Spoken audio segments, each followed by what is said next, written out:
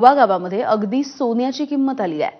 गावामध्ये तीव्र अशी सध्याची पाणी टंचाई आहे आणि दुसरीकडे नळाला तब्बल महिनाभराच्या नंतर पाणी येत आहे। त्यामुळे गावकऱ्यांवरती पाणी विकत घ्यायची वेळ आली आहे। आता हेच विकत घेतलेलं पाणी चोरीला जाऊ नये म्हणून गावामधल्या प्रत्येक घरात पाण्याच्या टाक्यांना कुलूप लावण्यात आली आहेत।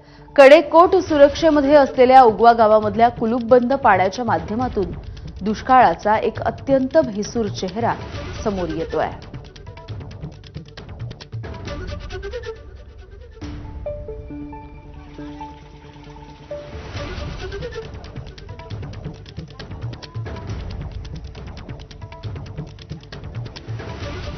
हापशीवर जावं लागते, माणूस ढोरईवर जाते। म्हटलं एवढी गरीब परिस्थिती आहे म्हटलं की त्या डबकीत आम्ही खारं पाणी दिवसभर पिते तो माणूस, आणि संध्याकाळी मंगेश डॉक्टरच्या दवाखान्यात सलाईन लागते। उधार देते ते, कधी पैसे द्या म्हणतात, पण आम्हाला पाणी पहिले आणायला लागते हापशीचं। महिन्यातून 1-2 वेळा म्हणजे नळ येतात तर लॉक लावून आम्ही शेतात जातो। म्हटलं लॉक का बरं लावताय? लॉक चोरी जाते ना पाणी, त्याच्यानं आम्हाला लॉक लावायला लागतात। आम्ही शेतात गेलो की अर्धी टाकी दिसते कधी कधी। म्हणजे टाकीसोबत तुम्हाला कुलूपही विकत घ्यावं लागते का? हो हो, विकत घेतो आम्ही, कुलपही पण विकत घ्यायला लागतात। 3 टाक्या तर 3 कुलूप विकत घेतले का? हो, आम्हाला खूप त्रास आहे, इतकं कंटाळलो की गाव सोडून जा। आणि 1.5 2 महिने नळ येत नाही, आणि ढोकळ्याचं पाणी प्यायला लागते। 600 रुपये टँकरनं टँकर घ्यावं लागते विकत। आता जमीनचं आम्ही शेतीचं काम करतो, मजुरी करून पोट भरायला लागते। मग आता हे पोरं आजारी पडतात। ढोकळ्याचं पाणी, ढोकळे दिसले गाळून किती प्या, महिन्याचं पाणी आम्हाला प्यायला लागते। काय करा, आमच्या पोराचे लग्न होऊन नाही राहिले म्हटलं, पोरी देत नाहीत आमच्या उगव्यात, कारण की म्हणतात पाण्याची टंचाई आहे। हापशा आहेत म्हटलं गावात, हापशाईले पाणी नाही आहे। हापशा अशा आहेत की खाली जर हापशीची दांडी गेली तर वर छात्याला लागते, पण ग्लासभर पाणी पडत नाही। 2-2 महिन्यापासून या गावामध्ये नळ येत नाही। ग्रामपंचायतचा कोणता स्वतंत्र पाणी पुरवठा म्हणजे आम्ही दुसऱ्याच्या भरोश्यावर आहोत। ग्रामपंचायतनं अजून कोणतंच पाऊल उचललं नाही आहे। शासनाचा आजपर्यंत जो निधी आला तो कुठे गेला काय माहिती, फक्त कागदोपत्रीच तो निधी पूर्ण झालेला आहे। हापशे आहे तर तुम्हाला दाखवल्यास मी, ते हापशेला पाणी नाही आहे साहेब, आम्ही ते पाणी प्यायला घेऊ शकत नाही। आणि आता जे मागं एक योजना आणली होती, आमच्या फाट्यावर बोरही मारलेली आहे, पण त्या बोरचा ₹1,00,000 निधी ग्रामपंचायतनं खर्च केला, पण अजून एक बूंद ही पाणी आम्हाला, एक घोट सुद्धा पाणी या ग्रामपंचायतनं आम्हाला पाजलं नाही आहे। दरम्यान उगवा ग्रामस्थांचं हे पाणी टंचाईचं भीषण असं वास्तव एबीपी माझानं समोर आणलंय।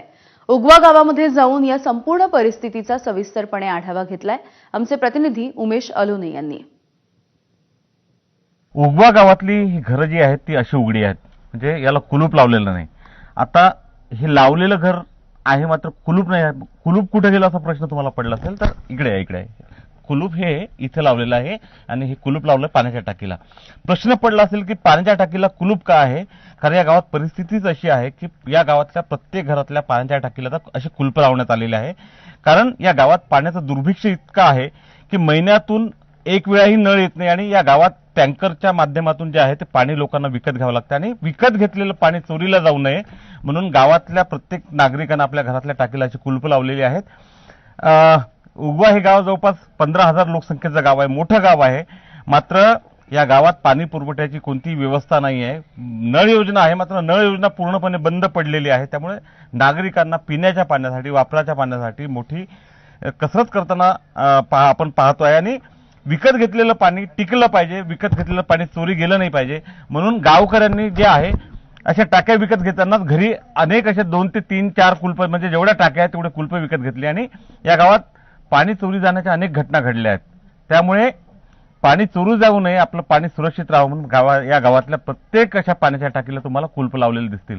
त्यामुळे हे जरी चित्र वरकरणे दिसत असलं तरी या गावातली पाणी परिस्थिती जी आहे, पाण्याची टंचाई जी आहे ती अतिशय भयावह असल्याचं हे चित्र आहे। आणि मायबाप सरकारनं ही कुलप जे आहे ते काढण्यासाठी काहीतरी उपाययोजना कराव्या आणि या गावाला मुबलक पाणी पुरवठा जो करावा, एवढीच अपेक्षा हे गावकरी व्यक्त करतायत। उमेश अलोने, एबीपी माझा, उगवा, अकोला।